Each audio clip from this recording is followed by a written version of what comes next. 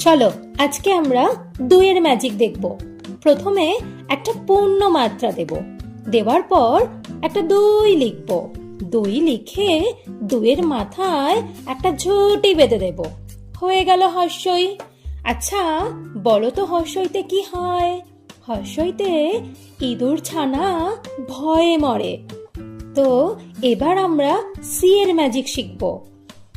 আবার একটা পূর্ণমাত্রা দেব, পূর্ণমাত্রা দিয়ে একটা উল্টো সি লিখব।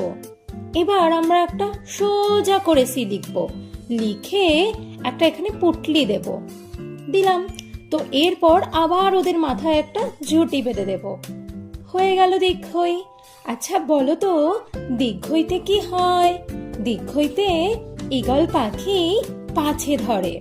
তো আজ আমরা হর্ষই আর দীর্ঘই লেখা শিখলাম, কালকে আমরা হর্ষ আর দীর্ঘ লেখা শিখব। তো তোমাদের যদি ভালো লেগে থাকে চ্যানেলটা এখনই সাবস্ক্রাইব করে দিও। টাটা।